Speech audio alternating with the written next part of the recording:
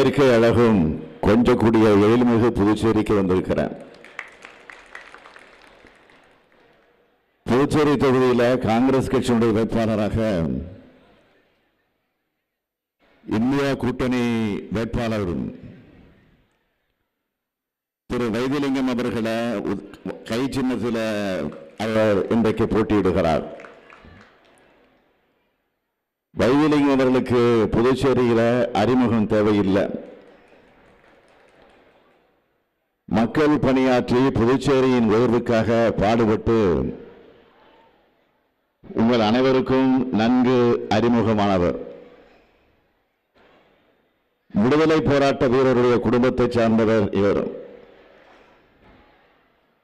இப்போது 2ஆம் விடுதலை போராட்டத்தில் வேட்பாளராக உங்கள் முன்னால் இருக்கிறார். 40 ஆண்டுகளா காங்கிரஸ் பேரியக்கத்தோட பயணிக்கக்கூடியவர். 8 முறை சட்டமன்ற உறுப்பினர்.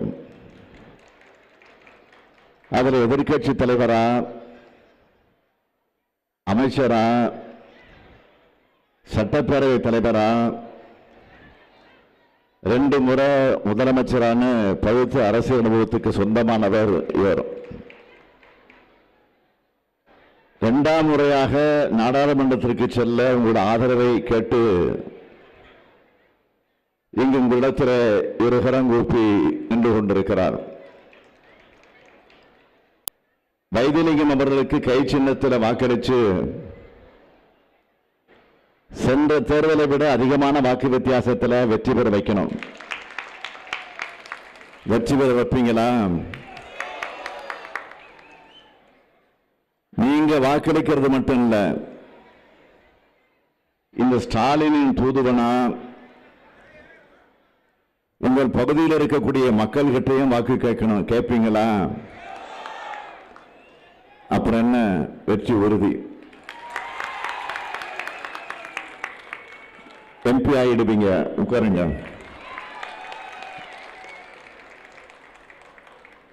புதுச்சேரியின் முன்னேற்றத்திற்காக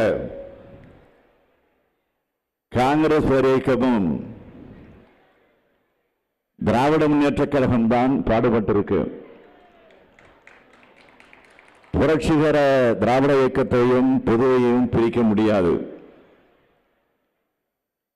திராவிட இயக்க கவிஞரான பாரதிதாசன தந்த மண் இது. தமிழ்நாட்டில் பேரறிஞர் அண்ணாவினுடைய ஆரியமாய் தடை செய்யப்பட்ட போது அதை துணிச்சலா கவிஞர் புதுவை சிவம் வெளியிட்ட மண் இது. தலைவர் கலைஞரனுடைய அரசியல் வாழ்வில் ஒரு திருப்பு முனையை ஏற்படுத்திய மண் இந்த புதுச்சேரி. அதனால் தலைவர் கலைஞருக்கு தமிழ்நாடும் புதுச்சேரியும் ஒன்றுதான். அந்த உணர்வோடு தான் இந்த ஸ்டாலினும் புதுச்சேரி மக்கள் மீது தனி பாசம் கொண்டவன். அந்த அடிப்படையில் தான் நம்முடைய சிவா, சிவகுமார், நாசிம்னு இங்க இருக்கக்கூடிய திராவிட முன்னேற்ற கழக உடன்பிறப்புகளும் இந்த புதுச்சேரி மக்களுடைய முன்னேற்றத்திற்காக பாடுபடுறாங்க. அந்த உரிமையோடு தான் உங்ககிட்ட நான் வாக்கு கேட்க வந்திருக்கிறேன். புதுச்சேரியுடைய வளர்ச்சிக்கு திமுகவும் காங்கிரசும் பாடுபட்டா புதுச்சேரி மாநிலத்தை எப்படியெல்லாம் பின்னோக்கி கொண்டு போகலான்னு பாஜக செயல்படுது. இது புதுச்சேரி மக்கள் தொடர்ந்து பார்த்துக்கிட்டு வரீங்க. இங்க நம்முடைய வேட்பாளராக இருக்கக்கூடிய வைத்திலிங்கம் அவர்கள் சட்டப்பேரவை தலைவராக இருந்தப்போ அவரோட மோதுனாங்க. ஒரு துணை நிலை ஆளுநர் பாஜகவோட கட்சி பொறுப்பில் இருக்கிறவங்களை புதுச்சேரி சட்டமன்றத்தில் நியமன உறுப்பினராக போட்டு சட்டமன்ற ஜனநாயகத்தை கேலி கூத்தாக ஆக்கினாங்க ஒரு துணைநிலை ஆளுநர். அது மட்டுமல்ல, ஆட்சியில் இருந்த அரசையே புறக்கணிச்சிட்டு அவங்களுக்கு பதவி பிரமாணம் செஞ்சு வச்சாங்க. மக்களுக்கான அடிப்படை வசதிகளை செஞ்சு தராம அந்த வசதிகள் இல்லைன்னு காரணம் காட்டி ரேஷன் அரிசியை தடை பண்ணாங்க. புதுச்சேரிக்கு பொங்கலுக்கு தர வேட்டி சேலை இலவச அரிசி எல்லாம் எதுக்குன்னு கேள்வி கேட்டாங்க. இப்படி செஞ்சவங்க மக்களால் தேர்ந்தெடுக்கப்பட்டு முதலமைச்சராக இருந்த நம்முடைய நாராயணசாமி அவர்களுக்கு ஒத்துழைக்காம அரசியல் சட்ட கடமையை காத்துல பறக்க விட்டு புதுச்சேரி நிர்வாகத்தை சீர்குலைச்சது பாஜக. இப்படி செயல்பட்டது யாருன்னா துணைநிலை ஆளுநராக இருந்த அம்மையார் கிரண்பேடி அவர்கள். ஐபிஎஸ் இருந்தவர். அவர் சட்டத்தை நிலைநாட்ட போலீஸ் வேலை பார்த்தவர். அவரே துணை ஆளுநரா அரசியல் சட்டத்தை மீறி செயல்பட்டார். இப்படி தமிழ்நாட்டிலையும் ஒரு ஆளுநர் இருக்கிறார். நாங்கள் மாட்டிக்கிட்டு முடிச்சுக்கிட்டு இருக்கிறோம். அவரும் ஐபிஎஸ் இருந்தவர் தான். நான் பல நேரங்களில் சொல்றது உண்டு, அவர் தொடர்ந்து இருக்கட்டும். அவர் இருந்தால் திமுகவுக்கு பெரிய பிரச்சாரமே நடந்துகிட்டு இருக்காங்க. காவல்துறையில் பதவி காலம் முடிஞ்சதும் இவங்களை எல்லாம் ஆளுநராக்கி அரசியல் சட்டத்தை மீறி பாஜகவுடைய ஏஜெண்டுகள் மாதிரி விளம்பரத்துக்காகவே செயல்படுறாங்க. இப்படி ஆளுநர்கள் தொல்லை கொடுக்கிறது எதிர்கட்சிகளை ஆளுகிற மாநிலங்களுக்கு மட்டும்தான் நினைக்காதீங்க. அதுலயும் புதுச்சேரி விதிவிலக்கு. இங்க ஆளுகிற பாஜக கூட்டணி கட்சி முதலமைச்சர் ரங்கசாமிக்கும் ஏகப்பட்ட நெருக்கடி. பாஜகவை பொறுத்த வரைக்கும் புதுச்சேரியோட முன்னேற்றம், மக்களுடைய வளர்ச்சி, இதை பற்றியெல்லாம் கவலைப்பட மாட்டாங்க. அதிகாரத்தை கைப்பற்றணும், அதுக்கு என்ன வேணும்னாலும் செய்வாங்க. இதுதான் பாஜகவுடைய கொள்கை. தமிழ்நாடு மாதிரி மாநிலமாக இருந்தால் அதை முனிசிபாலிட்டியா மாற்றணும். புதுச்சேரி மாதிரி யூனியன் பிரதேசமாக இருந்தால் அதை கிராம பஞ்சாயத்து மாதிரி ஆக்கிடணும். ஒட்டுமொத்தமா எல்லாரும் டெல்லிக்கு கீழே இருக்கணும். இதுதான் பாஜகவோட அஜெண்டா. அதனால்தான் கூட்டணி அரசு இருந்தாலும் புதுச்சேரிக்கு மாநில அந்தஸ்து கொடுக்காம தன்னுடைய கைப்பிடியிலே வச்சிருக்கு பாஜக. அவங்களுக்கு கைப்பாவையா இருக்கிறாரு புதுச்சேரி முதலமைச்சர். இந்த அவலங்கள் எல்லாம் தீர இந்தியா கூட்டணி ஒன்றியத்தில் ஆட்சிக்கு வரணும். நாடு மீண்டும் ஜனநாயக பாதையிலே கம்பீரமாக நடைபெறணும். மாநில உரிமைகள் மட்டுமல்ல, யூனியன் பிரதேசங்களுடைய உரிமைகளும் பாதுகாக்கப்பட வேண்டும் தான் இந்தியா கூட்டணியை நாடு தழுவிய அளவில் அமைச்சிருக்கிறோம். புதுச்சேரி முன்னேறணும். புதுச்சேரி மக்களுடைய வாழ்க்கையிலே புது மலர்ச்சி ஏற்படணும். பாஜக ஆட்சி வீட்டுக்கு போகணும். இந்தியா கூட்டணி டெல்லியில் ஆட்சியில் அமரணும். ஜூன் 4ஆம் தேதிக்கு பிறகு இந்தியா கூட்டணி ஆட்சி அமையும் போது சாதனைகளாக மாறப்போற வாக்குறுதிகளை சொல்லி இருக்கிறோம். அதில் முக்கியமான வாக்குறுதியான புதுச்சேரிக்கு முழு மாநில அந்தஸ்து பெற்றுத்தரப்படும் திமுக தேர்தல் அறிக்கையில் சொல்லி இருந்தோம். அது காங்கிரஸ் தேர்தல் அறிக்கையிலையும் எதிரொலிச்சிருக்கு. புதுச்சேரி மக்களின் பல நாள் கனவான மாநில அந்தஸ்து ஜூன் 4ஆம் தேதி இந்தியா கூட்டணி வெற்றி பெற்றதும் நிச்சயமாக நிறைவேறப் போகுது. அது மட்டுமல்ல, அருமை சகோதரர் ராகுல் காந்தி காங்கிரஸ் கட்சியோட தேர்தல் அறிக்கையை வெளியிட்டிருக்கக்கூடிய வாக்குறுதிகளில் முக்கியமான சிலவற்றை சுருக்கமா சொல்ல விரும்புகிறேன். ஏழை பெண்களுக்கு ஆண்டுக்கு 1 லட்சம் ரூபாய் வழங்கப்படும். ஒன்றிய அரசு பணிகளில் பெண்களுக்கு 50 விழுக்காடு இடஒதுக்கீடு வழங்கப்படும். நாடு முழுவதும் பொருளாதார சமூக சாதிய வாரியான கணக்கெடுப்பு நடத்தப்படும். ஒன்றியத்தில் இடஒதுக்கீடு உச்சவரம்பு 50 விழுக்காடு என்பதை உயர்த்த சட்ட திருத்தம் செய்யப்படும். எஸ்சி எஸ்டி ஓபிசி பிரிவினருக்கான காலி பணியிடங்களை ஓராண்டிற்குள் நிரப்பப்படும். எஸ்சி எஸ்டி ஓபிசி மாணவர்களுக்கான கல்வி உதவித்தொகை 2 மடங்கு ஆக்கப்படும்.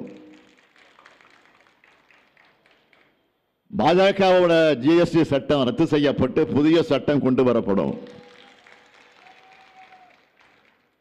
விவசாய இடுபொருட்களுக்கு ஜிஎஸ்டி வரி இருக்காது. விவசாயத்திற்கு குறைந்தபட்ச ஆதார விலைக்கு சட்ட அங்கீகாரம் தரப்படும். மீனவர்களுக்கு மீண்டும் டீசல் மானியம் வழங்கப்படும். மாநில அரசுகளோட உரிமைகளை நிலைநாட்ட பல அறிவிப்புகளை வெளியிட்டிருக்கிறார்.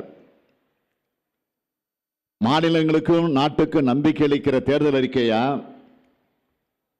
காங்கிரஸ் தேர்தல் அறிக்கை இருக்கு. இது இல்லாம திமுக சார்பில் கொடுத்திருக்கக்கூடிய வாக்குறுதிகளை தேர்தல் அறிக்கையாக நாங்களும் வெளியிட்டிருக்கிறோம். நானும் தொடர்ந்து என்னுடைய பரப்புரை கூட்டங்களில் தொடர்ந்து சொல்லிக் கொண்டு வருகிறேன். சிறுபான்மையின மக்களுக்கு எதிரான சட்டங்கள் ரத்து செய்யப்படும்.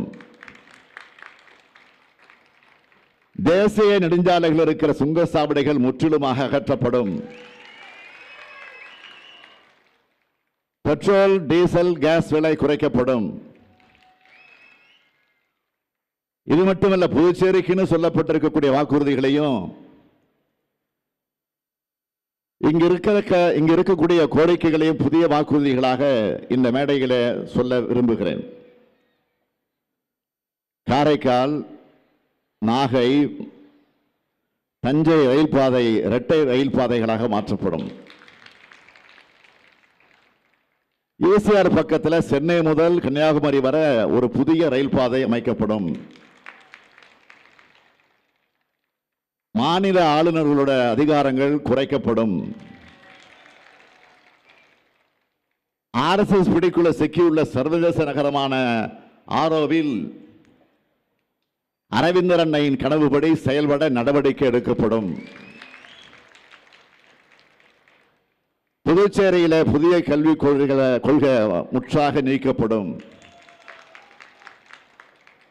ஜிப்மர் மருத்துவமனையில் மீண்டும் இலவச மருத்துவம், அங்கு வேலை வாய்ப்பில் புதுச்சேரிக்கு முன்னுரிமை அளிக்கப்பட்டு வந்த நிலை தொடர்வதற்கு வழி காணப்படும். பிரதமர் மன்மோகன் சிங் ஆட்சியில் அறிவிக்கப்பட்ட காரைக்கால் ஜிப்மர் கிளை முழு அளவு செயல்பாட்டுக்கு கொண்டு வரப்படும். புதுச்சேரி மத்திய பல்கலைக்கழகத்தில் கல்வி வேலை வாய்ப்புகள் புதுச்சேரி மக்களுக்கு 25 விழுக்காடு இடஒதுக்கீடு. புதுச்சேரியோட போக்குவரத்து நெரிசலை போக்க இந்திரா காந்தி சதுக்கம், ராஜீவ்காந்தி சதுக்கம், சிவாஜி சதுக்கம், மரப்பாலம் சந்திப்பு போன்ற முக்கிய சந்திப்புகளில் ஒன்றிய நெடுஞ்சாலை போக்குவரத்து துறை சார்பில் மேம்பாலங்கள். புதுச்சேரி மாநிலத்தில் அரசு வேலை வாய்ப்புகளை நிரப்ப தனியான தேர்வு வாரியம். 15 வருஷமா கிடப்பில் இருக்கக்கூடிய காரைக்கால் திருநள்ளாறு சனீஸ்வர பகவான் கோயில் பகுதி கோயில் நகர திட்டம் முழு செயல்பாட்டுக்கு கொண்டு வரப்படும். காரைக்கால் ஜவஹர்லால் நேரு வேளாண் கல்லூரி வேளாண் பல்கலைக்கழகமாக தரம் உயர்த்தப்படும். தனியாருக்கு தாரை வார்க்கப்பட்ட காரைக்கால் துறைமுகம் புதுச்சேரி அரசோட கட்டுப்பாட்டுக்குள் கொண்டு வரப்படும். புதுச்சேரி காரைக்கால் விவசாயிகளுக்கு பழைய கடன் தள்ளுபடி செய்யப்பட்டு புதிய கடன் வழங்க நடவடிக்கை எடுக்கப்படும். தமிழ்நாடு திராவிட மாடல் அரசு போல பயிர் காப்பீட்டு திட்டத்தை கொண்டு வர்றதோட காரைக்கால் மாவட்டத்தில் நெல் கொள்முதல் நிலையம் கொண்டு வரப்படும். புதுச்சேரியிலும் விவசாய கூட்டுறவு சங்கங்கள் மூலம் விவசாயிகளுக்கு வட்டியில்லா பயிர் கடன் வழங்கப்படும். கடற்கரை கிராமங்களில் தேவைப்படுகிற இடங்களில் மக்களுடைய பாதுகாப்புக்காக தூண்டில் முள்வளைவு அமைக்க ஒன்றிய அரசு மூலம் நடவடிக்கை எடுக்கப்படும். சேதராப்பட்டு கரசூரில் 30 ஆண்டுகளுக்கு முன்ன சிறப்பு பொருளாதார மண்டலத்துக்காக கையகப்படுத்தப்பட்டு செயல்படுத்தாம பயனற்று கிடக்கிற 800 ஏக்கர் நிலத்தை பல்வேறு சலுகைகளோடு கூடிய புதிய தொழிற்கொள்கை உருவாக்கப்பட்டு அதன் மூலம் பல்வேறு தொழிற்சாலைகள் நிறுவப்படும். 1980-83 திமுக ஆட்சியில் விவசாயிகளுடைய நலனுக்காகவும் இளைஞர்களுடைய வேலைவாய்ப்புக்காக நிறுவப்பட்ட லிங்கா ரெட்டிப்பாளையம் கூட்டுறவு சர்க்கரை ஆலையும் திருபுவனை கூட்டுறவு நூற்பாலையும் இன்றைய பாஜக என்ஆர் காங்கிரஸ் அரசால் மூடப்பட்டு கிடக்குது. இது நவீனப்படுத்தி திறக்கப்படும். புதுச்சேரியில் பல்லாயிரம் தொழிலாளர்கள் குடும்பங்களுக்கு வாழ்வளிச்சு வந்த ஆங்கிலோ பிரெஞ்சு பஞ்சாலை, பாரதி பஞ்சாலை, சுதேசி பஞ்சாலை ஆகியவற்றை பாஜக என்ஆர் காங்கிரஸ் அரசு மூடி வச்சிருக்கிறத மீண்டும் திறந்து நவீனப்படுத்தி ஆயிரக்கணக்கான இளைஞர்களுக்கு வேலை வாய்ப்பை ஏற்படுத்தி தர நடவடிக்கை எடுக்கப்படும். கடந்த காலங்களில் திட்டமிடப்பட்டு இன்றைய ஒன்றிய அரசால் கைவிடப்பட்ட சென்னை மாமல்லபுரம் புதுச்சேரி ரயில் பாதை திட்டமும் திண்டிவனம் புதுச்சேரி கடலூர் வழி ரயில் பாதை திட்டமும் நிறைவேற்ற நடவடிக்கை எடுக்கப்படும்.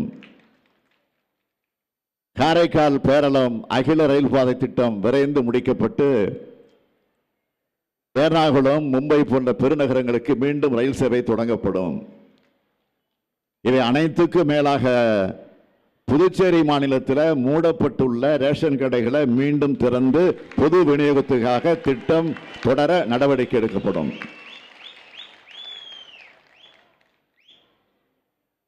கை சின்னத்தில் வாக்களிக்கிறது மூலமா திட்டங்களை செயல்படுத்தி தர எங்களுக்கு வாய்ப்பு தாங்கன்னு கேட்கிறேன்.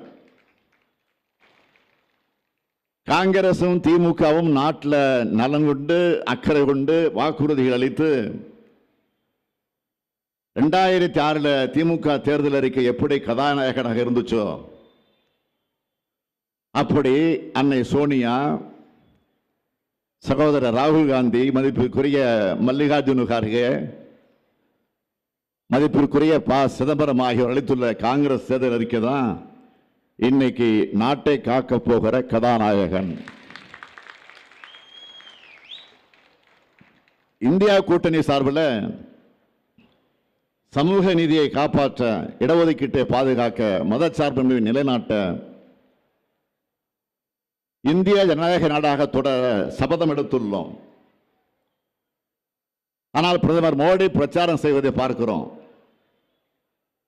ஒரு நாட்டோட பிரதமர், அதுவும் 10 ஆண்டு காலம் ஆட்சி செய்த பிரதமர் என்ன பேசுகிறார்? மதத்தின் பெயரால் பிரச்சாரம் செய்கிறார், சாதியின் பெயரால் பிரச்சாரம் செய்கிறார். ஆனால் ஒரு முறை கூட சமூக நீதியை பாதுகாப்பேன் என்றோ இடஒதுக்கீட்டை முழுமையாக செயல்படுத்தேன் என்றோ எங்கேயாவது மருந்துக்கு கூட சொல்லல. ஒன்றிய அரசு பணிகளில் இதர பிற்படுத்தப்பட்ட பிரிவுக்கு 27 விழுக்காட்ட இடஒதுக்கீட்டை முழுமையாக செயல்படுத்துவேன்னு எங்கேயாவது வாய் திறந்தாரா? ஆனா மக்களை ஏமாத்த நானும் ஓபிசின்னு சொல்றாரு. பட்டியலின பழங்குடியின மக்கள் இடஒதுக்கீட்டை முழுமையா நிறைவேற்றுவேன்னு சொன்னாரா? அதுவும் இல்லை. சர்வதேச சந்தையில் கச்சா எண்ணெயோட விலை குறைஞ்ச போவும் நாட்டு மக்களுக்கு பெட்ரோல் டீசலை அதிக விலைக்கு வித்து லாபம் பார்த்ததுதான் பாஜக அரசு. அதை லாபமீட்ட தொழிலா பார்க்க ஆரம்பிச்சாங்க. உலக சந்தையில விலை ஏறுனா இங்க விலையை கூட்டுறவங்க அங்க விலை குறைஞ்சா இங்கேயும் குறைக்கணுமா இல்லையா? ஆனா மோடி அரசு குறைக்கல. அது மட்டுமா, உக்ரைன் ரஷ்யா போரின் போதும் ரஷ்யா கிட்ட இருந்து குறைஞ்ச விலைக்கு எரிபொருளை வாங்கினாங்க. அதை நான் தப்புன்னு சொல்லல. ஆனா அதோட பயன் பொதுமக்களுக்கு போய் சேரல. மோடி ஆட்சிக்கு வரும்போது $119 இருந்த ஒரு பேரல் ஒரு கட்டத்தில் $29 வரை சரிஞ்சது. ஆனா அந்த அளவு பெட்ரோல் டீசல் விலை மக்களுக்காக குறைக்கப்பட்டதா? ஒரு சில கார்பரேட்டுகள் மட்டும்தான் பெரிய அளவில் பலனடைஞ்சாங்க. கோடிக்கணக்கான மக்களுக்காக விலையை குறைக்காம ஒரு சிலர் மட்டும் லாபம் ஈட்டினா போதும்னு ஆட்சி நடத்துற இந்த இரக்கமற்ற பாஜக ஆட்சியை அப்புறப்படுத்தணும். கடந்த 10 ஆண்டு கால மோடி ஆட்சியில புதுச்சேரிக்கு இழைக்கப்பட்ட அநீதிகள் தான் அதிகம். மின்சாரத்துறையை தனியாருக்கு தாரவார்க்கிற சதி திட்டம் தீட்டப்பட்டிருக்கு. மின் ஊழியர்களுடைய வாழ்க்கை கேள்விக்குறியாயிடுச்சு. மின் கட்டணம் கேட்டாலே ஷாக் அடிக்குது. புதுச்சேரியில் ஒவ்வொரு நாளும் துணை நிலை ஆளுநர் பேச்சு, அந்த புதிதாக ஆளுநர்கள் வரவழைச்சு அரசியல் கூத்துக்களை அரங்கேற்றிக்கிட்டு இருக்காங்க. கிரண்பேடி காமெடிகள் முடிஞ்ச பிறகு ஒருத்தர் வந்தார், சகோதரி தமிழிசை வந்தாங்க. புதுச்சேரியில் வந்து உட்கார்ந்துக்கிட்டு தமிழ்நாட்டு அரசியல் பேசிக்கிட்டு இருந்தாங்க. தேர்தல் வந்ததும் பாஜகவுக்கே திரும்பி போயிட்டாங்க. புதுச்சேரி வரலாற்றில் ராஜ்நிவாஸ் வாசல்லையே முதலமைச்சராக இருந்த நாராயணசாமி அவர்கள் அமர்ந்து போராட்டம் நடத்தினார். இதுதான் புதுச்சேரிக்கு பாஜக செஞ்ச சாதனை. இங்க வாக்கு கேட்டு வந்த பிரதமர் மோடி என்ன சொன்னாரு? பெஸ்ட் புதுச்சேரி, தொழில், சுற்றுலா, கல்வி போன்றவற்றில் புதுச்சேரியை பெஸ்ட் ஆக்குவேன்னு சொன்னாரு. செஞ்சாரா? காங்கிரஸ் அரசு கிட்ட ஏதோ ரிப்போர்ட் கார்டெல்லாம் கேட்டாரு. 10 ஆண்டு கால பாஜக ஆட்சி ரிப்போர்ட் கார்டு எங்க?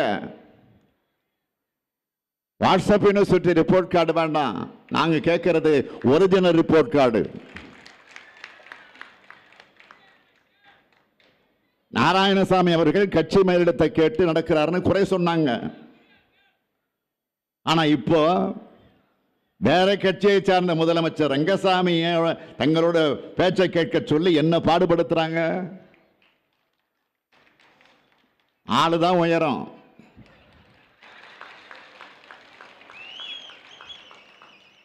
உயரமா இருந்து என்ன பிரயோஜனம்? உயரத்துக்கு தகுந்த அறிவு இருக்கணும், உயரத்துக்கு தகுந்த சுயமரியாதை இருக்கணும். அன்னைக்கு முதலமைச்சராக இருந்த நாராயணசாமிக்கு போட்டியிட வாய்ப்பு கிடைக்கலன்னு ஏதோ பெருசா ஆதங்கப்பட்டு பேசினீங்களே. இன்னைக்கு புதுச்சேரியில முதலமைச்சராக இருக்கிறது யாரு? ரங்கசாமி.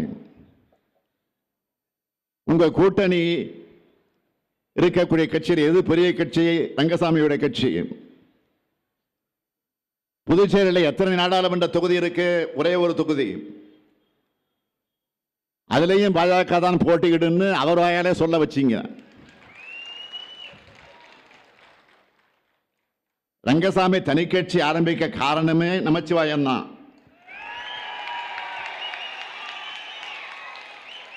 இப்போ அந்த நமச்சிவாயத்துக்கு ஓட்டு கேட்டு வர நிலையை ரங்கசாமிக்கு உருவாக்கி அந்த கட்சியை உங்க கண்ட்ரோல்ல வச்சிருக்கிறது தான் ஜனநாயகமா?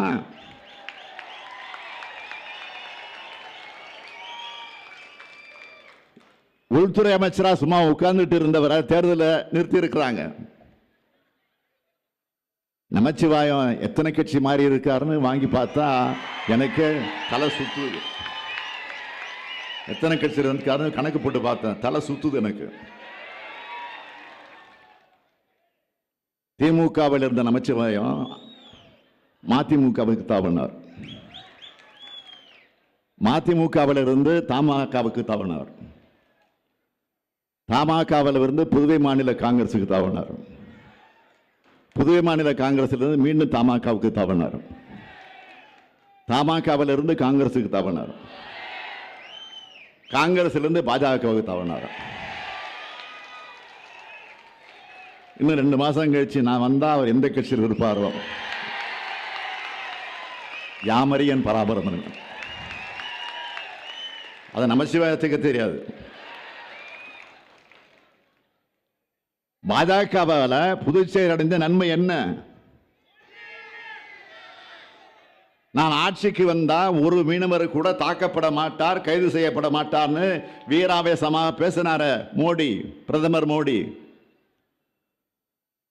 ஆனா இலங்கை கடற்படையால காரைக்கால் மீனவர்கள் கைது செய்யப்படுவதை தடுத்தாரா? படகுகள் பறிமுதல் செய்யப்படுவதை தடுக்க முடிஞ்சுதா? அவர் விஸ்வகுரு அல்ல, மௌனகுரு. அது மட்டுமல்ல, பாஜக கூட்டணி ஆட்சியில சட்டம் ஒழுங்கு சீர்குலைஞ்சிடுச்சு. அதற்கு சமீபத்திய எடுத்துக்காட்டு விளையாடி கொண்டிருந்த சிறுமி கூட்டு பாலியல். ஆர்த்தி சிறுமி ஆர்த்தி கூட்டு பாலியல் வன்முறைக்கு ஆளாகி கொலை செய்யப்பட்ட படுபாதக செயல். நாடே அந்த செய்தியை கேட்டு அதிர்ச்சி அடைந்தது. பாஜக கூட்டணி ஆட்சியில் பெண் குழந்தைகளுக்கே பாதுகாப்பு இல்லாத சூழல் தான் நிலவுது. இந்தியா முழுக்க பெண்கள் மற்றும் பெண்களுடைய பாதுகாப்பு பாஜக ஆட்சியில் கேள்விக்குறியா இருக்கு. ரங்கசாமி அவர்களை டம்மியாக உட்கார வச்சுட்டு பாஜக பம்மாத்து ஆட்சியை இங்க நடத்திக்கிட்டு இருக்கு. புதுச்சேரிக்கு ஒரு சட்டமன்றம் கட்டுகிற உரிமை கூட கிடையாது. புதுச்சேரி ரேஷன் கடைகள் இருக்கா? ஏழைகளை வயிற்றில் அடிச்சிருக்கு. ரங்கசாமி தலைமையிலான என்ஆர் காங்கிரஸ் பாஜக கூட்டணி ஆட்சி பட்டியலில் இணைத்து மக்களுக்கான சிறப்பு கூறு நிதி அவங்களுக்காக உண்மையாகவே சொல்லப்பட்டிருக்கா, செலவிடப்பட்டிருக்கா? பல்வேறு பொதுத்துறை நிறுவனங்கள் இங்கே மூடப்பட்டிருக்கு. கூட்டுறவு மற்றும் பொதுத்துறை நிறுவனங்கள்ல வேலை செஞ்ச ஊழியர்களோட குடும்பங்கள் நடுரோட்டில் வந்துட்டாங்க. தேர்தல் வந்தாதான் ரங்கசாமிக்கு மாநில அந்தஸ்துங்கிற ஞானோதயம் வரும். கடந்த 3 ஆண்டுகளாக அதுக்காக என்ன நடவடிக்கை எடுத்தாங்க இவங்க? ஒன்றியத்திலையும் மாநிலத்திலையும் ஒரே கட்சி, ஒரே கூட்டணி கட்சிகள் ஆட்சிக்கு வந்தா தேனாரும் பாலாரும் ஓடுன்னு சொன்னாங்கள, புதுச்சேரியில் ஓடிச்சா? புதுச்சேரி மக்கள் போராடி பெற்ற விடுதலைய, மக்களுடைய உரிமையை ஒன்றிய மோடி அரசு பறிக்க விட்டு வேடிக்கை பார்த்த ரங்கசாமி இப்போ எந்த முகத்தோட பாஜகவுக்கு வாக்கு கேட்டு வராரு? இதுல இன்னொரு பக்கம் பாதம் தாங்கி பழனிசாமியோட அதிமுக வராங்க. அதிமுக கூட்டணியை பத்தி சொல்றதுக்கு ஒண்ணும் இல்லை, சிம்பிளி வேஸ்ட்.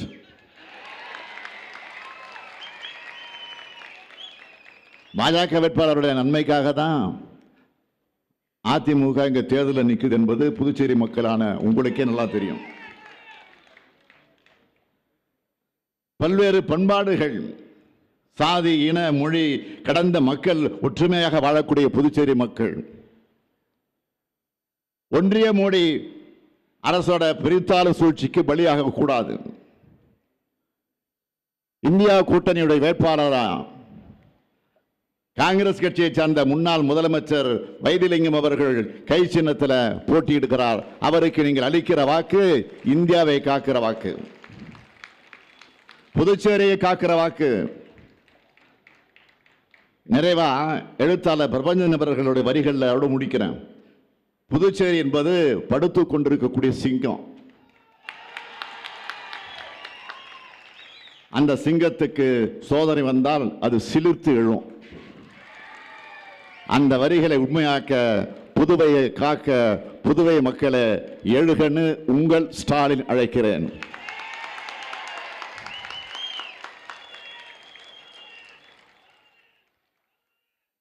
வருகிற நாடாளுமன்ற தேர்தலில்